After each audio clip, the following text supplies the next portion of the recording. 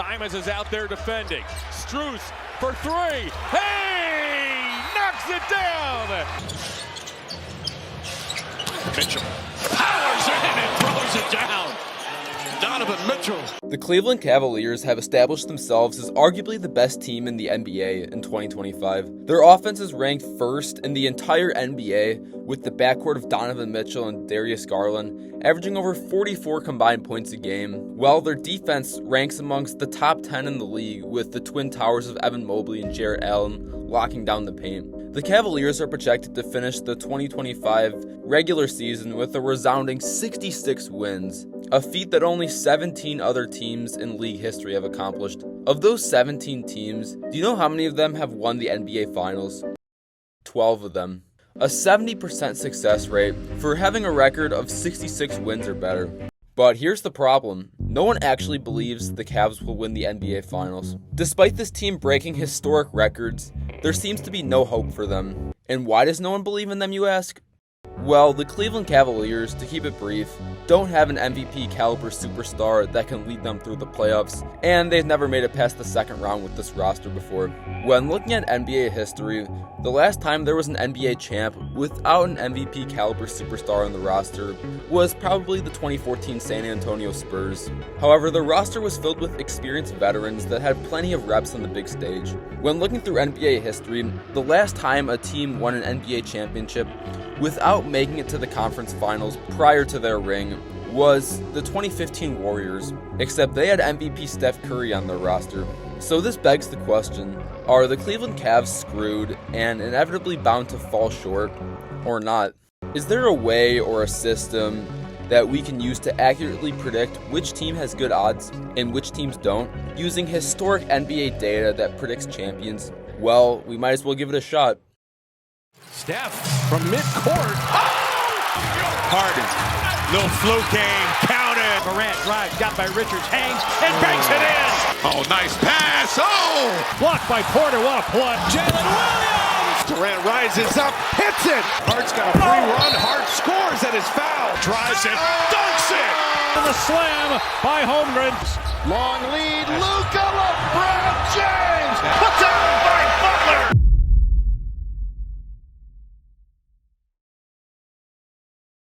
As of late March, ESPN predicts that the OKC Thunder have the best chances to win the 2025 NBA Finals at plus 175 odds. But here's the issue. The NBA odds for championships aren't as accurate and predictive as you might think. Looking back at historical April 1st odds, because that's probably when you're watching this video, in 2024, the Boston Celtics had the overwhelming odds to win the NBA Finals at plus 225, placing as the most likely team to win it all. But picking the Celtics last year to win the chip wasn't exactly the most difficult pick. In 2023, the Milwaukee Bucks were the number one pick to win it all. But it was the Denver Nuggets, who placed 4th on April 1st, who actually won the championship. In 2022, it was the Phoenix Suns, who were the April 1st picks to win it all, only for Golden State to swoop in and prove everyone wrong. In 2021, the odds makers thought the Brooklyn Nets would win it all, only for the Milwaukee Bucks to steal that championship. My point being is that purely looking at odds isn't always the best way to pick a champion. When looking at the historic April 1st championship odds, Las Vegas has shot about 7 for 15, or 46%, about what 2016 Steph Curry was shooting from 3. But let's really take a look at these picks. Everyone and their grandma could have picked the Splash Brother Warriors or the Big 3 Miami Heat to win it all. If we remove the super teams from these picks, the odds makers have picked only about 20% of NBA champions correctly. When there isn't a clear NBA champ in sight, the odds makers apparently lose their sight. The odds makers can predict the exact point spread, the combined points scored, the exact amount of rebounds Brook Lopez will have on a Tuesday night, the exact amount of sleep LeBron James gets before a game day, but for the life of them, they can't pick an NBA champ correctly. So I think we should take this task into our own hands by creating a system that uses historic stats, metrics, and indicators that predict NBA champions, because apparently ESPN can't.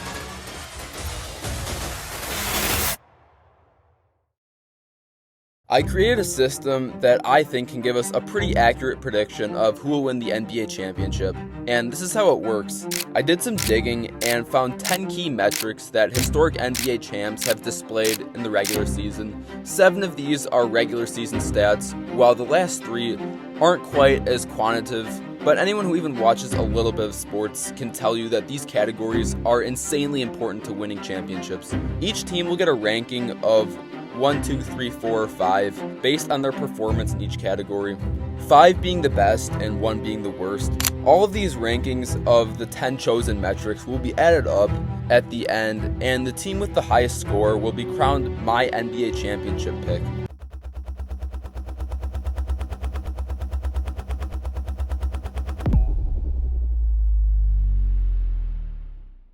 It's finally time to make our prediction of who will win the 2025 NBA Finals, and the first metric that's crucial for postseason success is actually the regular season. Yes, having a good regular season record actually correlates to having a good postseason. When looking at historic champs since the year 2000, usually teams within the top 3 record in their own conference or so have a realistic shot at winning a championship. The worst team in terms of regular season wins to win a title was the 2021 Milwaukee Bucks, who were still a top 3 seed in their conference. So according to this criteria, the Cavs, Celtics, and Knicks in the East, and the Thunder along with the Lakers, Nuggets, Grizzlies, and Rockets, all the 4 teams that are in the mix to get a top 3 seed in the West, they'll be awarded 5 points in the regular season record category. Mind you, all of these stats in the video are accurate as of March 22nd, 2025. Anyways, the next metric we're going to take a look at is regular season record versus teams with a winning record. So like the first category, but slightly more exclusive. ESPN began officially tracking record against winning teams in the 2003 season, so we have about 22 years of collecting this data. And based off what we have so far, it seems like record against winning teams is pretty important. Of the last 22 NBA champs, 21 of them have had a winning record against winning teams. The only team that didn't, who ended up winning a championship, was the Miami Heat in 2006, with a record of 19-21 against good teams. Every other champ proved that they could consistently beat good teams in the regular season. So the teams that have the best record against good teams this season, you ask? Well, that would be the OKC Thunder, Cleveland Cavs, Boston Celtics, Los Angeles Lakers, Indiana Pacers, and Houston Rockets. So these 6 teams earned 5 points in this category. The third category we're going to take a look at is SRS score, or simple rating score. The way to calculate SRS is to combine margin of victory with strength of schedule. Historically speaking, teams that place top 6 in SRS generally have a fighting chance to win a title, exception being the Dallas Mavericks in 2011. So if we take the top 6 teams in SRS in 2025, that would give us the OKC Thunder, Cleveland Cavaliers, Boston Celtics, Memphis Grizzlies, Houston Rockets, and the Minnesota Timberwolves, all earning 5 points in this metric. The next 2 stats we have are offensive and defensive rating. First, we'll start off with offensive rating. Historically speaking, offensive rating is a lot more inclusive than some of the previous stats we've looked at. Generally, teams that have around a top 8 offense usually have a fighting shot at winning a title, but clearly looking at this, there isn't a hard requirement for this, with multiple teams on here that are outside of the top 10 in offensive rating that won a title. But taking a look at the top 8 offenses in the league this season, that would be the Cleveland Cavaliers, the OKC Thunder, the Celtics, the Nuggets, the Grizzlies, the Suns, and the Kings. All these 8 teams earning 5 points in this category. Now, taking a look at the opposite, defensive rating, we see very similar results. Usually teams within the top 8 defenses in the league have a fighting shot at winning a championship, but once again, it's not completely closed off from teams outside of the top 8 bubble. Taking a look at the top 8 defenses in the league, that would be the OKC Thunder, Orlando Magic, Houston Rockets, Los Angeles Clippers, Boston Celtics, Minnesota Timberwolves, Golden State Warriors, and the Detroit Pistons. All of these 8 teams will be rewarded 5 points. Now, the last 2 metrics for postseason success aren't quite something that the average NBA watcher would guess. It's both offensive and defensive effective field goal percentage. Effective field goal percentage is like your normal field goal percentage, except it accounts 3s being worth more than 2s, so it rewards players that shoot and make more 3s. And the formula to calculate it looks a little bit like this. So having a high effective field goal percentage and keeping your opponent to a low effective field goal percentage have been shown to lead to championships. Now, it turns out that your own team's effective field goal percentage is slightly more important than holding your opponent to a low one. On the offensive side, usually teams within the top 6 in effective field goal percentage win a championship, outside of the 2000 Lakers, 2004 Pistons, and 2010 Lakers. So being in the top 6 isn't a set-in-stone requirement, but it certainly helps. The top 6 teams in effective field goal percentage this season are the Cleveland Cavs, Denver Nuggets, Phoenix Suns, Indiana Pacers, Milwaukee Bucks, and Boston Celtics. All of these 6 teams earning 5 points on here. Now, taking a look at defensive effective field goal percentage. Like I said, it's a lot more inclusive than offensive. For defensive effective field goal percentage, usually a top 9 team in the league will give you the best odds of winning a chip. But once again, this isn't a hard requirement. So the top 9 teams this season in this category, that would be the OKC Thunder, Boston Celtics, Houston Rockets, Milwaukee Bucks, Cleveland Cavaliers, Minnesota Timberwolves, Memphis Grizzlies, Los Angeles Lakers, and the Los Angeles Clippers. All of these teams earning 5 points for defensive effective field goal percentage. So this concludes all of the regular season stats that show how much of a contender each team is. But there's still a couple more incredibly key metrics that reveal the contenders from the pretenders. So now let's talk about the last 3 categories for winning a championship, that being playoff experience, star power, and coaching. Now these last 3 categories, unlike the 7 regular season stats, are pretty difficult to quantify. I'm going to do my best to give an unbiased ranking of these metrics. First, let's talk about postseason experience, which is probably the easiest to put into numbers of these 3. So to attempt to quantify this, I found the previous amount of playoff games played of every single NBA team in 2025, and I also did this same process for the last 25 champs. When looking at every champion since the year 2000, postseason experience clearly matters, with the average champion having more than 325 prior postseason games in their starting 5. How does this look in 2025? Well, there's 4 teams that clearly show that they have enough reps on the big stage to not fold under pressure. That being the LA Clippers with 478 games, the Warriors with 448 games, the Celtics with 415 games, and the Lakers with 403 games. These 4 teams earn a 5 out of 5 in postseason experience. Following them up are the 4 out of 5s, or the teams between 230 and 300 prior playoff games in their starting 5. Those 3 teams are the Phoenix Suns, Denver Nuggets, and Milwaukee Bucks. The 3s are the Timberwolves, Knicks, Heat, and Cavs. The 2s are the Pacers, Hawks, Pistons, Kings, and Magic. And the dreaded 1 out of 5s are the Houston Rockets, Thunder, Grizzlies, and Bulls. Wrapping that up, let's take a look at star power now. Clearly the superstar your team is led by has a huge impact on how far your team will go. We've seen in the past that pure star power can make up for a lot of deficiencies on your team. An example being the 2024 Dallas Mavericks with Luka Doncic. Once again, this part of the ranking is pretty subjective, but for superstars, this is my tier list. I believe that there's only 4 true 5 out of 5 superstars in the league in 2025. That being Nikola Jokic, Shai Gilgeous-Alexander, Giannis Antetokounmpo, and Luka Doncic. So the Nuggets, Thunder, Bucks, and Lakers earn 5 out of 5 for star power. Jokic and Giannis have both proved that they can lead their team to a championship and are still in their prime. Luka has also proven that he can carry his team deep in the playoffs, and while Shai doesn't have the same type of playoff resume that these other guys have, he's proven this season that he's a top 2 player in the league, and I think he'll take a leap this postseason. Our tier 2 stars, or the 4 out of 5s, are Jason Tatum, Steph Curry, Anthony Edwards, and Kevin Durant. The guys that we all know are incredible talents, but there's still some question around them if they can carry a team to a championship in 2025. Our tier 3 stars, or the 3 out of 5s, are Donovan Mitchell, Jalen Brunson, Cade Cunningham, Paolo Banchero, and Domantas Sabonis. Once again, great talents, just like tier 2, but many people have their doubts about this type of player leading a contending team. Our tier 4 stars, or the 2 out of 5s, are Tyrese Halliburton, Trae Young, Ja Morant, and James Harden. To be honest, no one is really confident with these players being your number 1 option, except if you're a delusional fan of that team. And our worst tier of the stars, or the 1 out of 5s, that being Bam Adebayo, Nikola Vucevic, and Alperen Sengun. Yeah, these guys aren't cutting it, plain and simple. Mind you, the 1 out of 5 stars aren't actually this bad. It's just relative to the top 20 teams used in this experiment. Of course, someone like Alperen Sengun isn't a 1 out of 5 superstar compared to someone like Jordan Poole or Anthony Simons. Sengun is a 1 out of 5 star though compared to other contenders, if that makes any sense. It's the same thing with all the other categories we've covered today. So moving on, the final category we're going to take a look at in this video is coaching, which is by far the most subjective category of this video.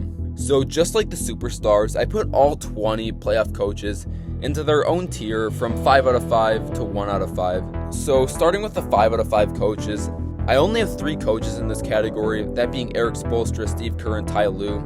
All 3 coaches that have consistently proved that they can get it done in the playoffs, despite going up against more talented opponents on paper. However, Tier 2 has a lot more coaches than just 3, 7 to be exact. That being Joe Mazzulla, Mark Dagnott, Mike Malone, JJ Redick, Ime Udoka, Tom Thibodeau, and Rick Carlisle. All extremely smart and knowledgeable coaches that you can feel confident with going into the playoffs. Coaching isn't the bottleneck of your team if you have one of these coaches. The Tier 3 coaches are Chris Finch, Kenny Atkinson, Mike Budenholzer, Taylor Jenkins, and Mike Brown. Now, these coaches are kind of on the fence. They're solid guys, but it's definitely not the ideal fit if you're contending for a championship now. However, they're not going to completely sell your team, unlike some of the coaches coming up. Now, Tier 4 coaches are some of the ones you might want to start getting concerned about if your team is led by any of these. That being Doc Rivers, Jamal Mosley, and Quinn Snyder. There are better coaches that you could have. And the Tier 5 coaches are pretty much the no-go zone. You literally have no shot if one of these are your coaches. That being Billy Donovan and JB Bickerstaff. Once again, it's really hard for me to objectively rank coaches here. Coaching in basketball is one of those things that you really can't put a stat on it. Unlike everything else we've looked at in this video, like regular season team stats, prior playoff experience, and you can even pull out individual stats for the league's superstars. But coaching doesn't work like that. So I think we've looked at enough data and metrics to truly give us an accurate prediction of the 2025 champion. And that champion is the... So now that we've looked at everything and anything under the sun, I think it's time to look and see who racked up the most points. So going from least likely to most likely according to our model, at last place we have the Chicago Bulls with 15 points, then the Atlanta Hawks at 19 points, followed by the Orlando Magic and Miami Heat at 20. Then we have the Sacramento Kings at 23 points, followed by the Detroit Pistons at 27 points, and the Phoenix Suns at 29 points. Cracking the 30 bar, we have the Indiana Pacers at 32 points, followed by the Houston Rockets at 35, and a tie between the Memphis Grizzlies and New York Knicks at 36. Then we have the Milwaukee Bucks and Golden State Warriors at 37 points, along with another tie at 38 points with the Minnesota Timberwolves and LA Clippers. Cracking the 40 range, we have the top 5 contenders in the league right now, that being the Denver Nuggets at 40 points, followed by the LA Lakers at 41 points. Getting into our top 3, we have the Cleveland Cavaliers at 43 points, then we have the OKC Thunder at 44 points, and finally we have the most likely team to win the NBA Finals this year, according to this model, which is the Boston Celtics, who scored a ridiculous 48 out of 50 possible total points. Taking a look at all of this on the chart that we've been looking at the whole video, the Boston Celtics clear everyone with a near perfect score, only losing points in superstar power with Jason Tatum being your number 1 option, and coaching with Joe Mazzulla getting 4 out of 5 points. The Cavs and Thunder are close seconds, OKC mainly losing points for a lack of playoff experience, while the Cavs mainly losing points also from a lack of playoff experience and superstar power with D. Mitch being their number 1 option. After these 3, there's a lot of teams in the high 30s and low 40s that all poses threats not to be taken lightly. These are teams like the Lakers, Nuggets, Clippers, Timberwolves, Warriors, and Bucks. Finally, all the teams under them would really take some Cinderella magic to help them win a ring. To make this even easier for you guys to visualize, I made the contender pyramid with rankings of the top tier contenders at the very top, normal contenders right below them, fringe contenders in the middle. It would take a miracle near the bottom, and not winning all the way at the dead bottom. So going from top to bottom here, at the not winning category, we have all the teams that were excluded from this video. I apologize if your team is down here in the trenches. That being the Jazz, Mavericks, Wizards, Raptors, Trailblazers, Pelicans, Nets, Spurs, Hornets, and 76ers. It just wasn't your year. And that's okay, because you guys are on the Cooper Flagg and Ace Bailey watch. Moving on to It Would Take a Miracle category, we have the Atlanta Hawks, Miami Heat, Sacramento Kings, Orlando Magic, Detroit Pistons, Phoenix Suns, and Chicago Bulls. Most of these teams are around play-in tournament area, or they're just too young now. However, like the name suggests, anything is possible. It would just take a miracle. A 2023 Miami Heat type playoff run. Moving on to the fringe contenders category, there's actually only 3 teams on here. That being the Indiana Pacers, New York Knicks, and Houston Rockets. All 3 of these teams struggle with not having a proven superstar to lead their team. Call me a hater, but I don't think Tyrese Halliburton, Jalen Brunson, or Alperen Sengun are leading a team to a ring. The Knicks probably have the best chance of these 3, but something just tells me it's not their year. Or maybe I'm just wrong. Moving on to the real contenders, we have a lot more teams. That being the Timberwolves, Grizzlies, Bucks, Clippers, Nuggets, Warriors, and Lakers. This is the first level of teams I truly think have a fair shot of actually going home with the 2025 Larry O'Brien Trophy. They meet their requirements for a championship well enough, but not as good as the next level of contenders, aka the top tier, which consists of 3 teams that I think have an overwhelming best chance to win the title this year. That being the Thunder, Cavs, and Celtics. Now, none of these teams are perfect. The Cavs are led by an undersized 2-guard that's never been to the conference finals. The OKC Thunder barely have any playoff experience as well, and the Celtics have Jason Tatum leading their team, who can be shaky at times, and combine this with Boston's thin frontcourt depth, plus Porzingis' injury proneness. So to end off this video, if I were to make a bracket based off my criteria of this video, it would look like this. The seeding might be a bit off based on when you're watching this, but starting off, I have the Thunder beating the Clippers in 6. I have the Grizzlies beating the Rockets in 7. I have the Nuggets beating the Warriors in 7, as well as the Lakers beating the Wolves in 6. In the East, I have the Cavs with a rematch of last year's postseason, beating the Magic in 5. The Bucks are going to beat the Pacers in 6, the Knicks beating the Pistons in 6, and the Celtics bringing out the brooms to sweep Atlanta in 4. Moving on to the second round, I have the OKC Thunder beating Memphis in 5 games, then a way more entertaining series right below them. I have the Lakers beating the Nuggets in an epic 7-game series. I think this will probably be the best series of the 2025 playoffs, if it happens, kind of like how Timberwolves versus Nuggets last year was the best. Like, imagine the storylines if LeBron James finally gets over the Denver Nuggets after losing to them 2 straight years. Anyways, moving on to the East, I have the Cavs beating the Bucks in 6. I have the Celtics beating the Knicks in 6. On to the conference finals now, starting with the West. OKC, KFC, UFC, Lakers, and... No, I'm just playing. I have the Thunder winning in 6 games, and in the East, I have the Celtics beating the Cavs in 7. This series will also be a really entertaining one to watch. I think the Celtics versus Cavs is almost inevitably going to happen, as long as neither team has a major injury.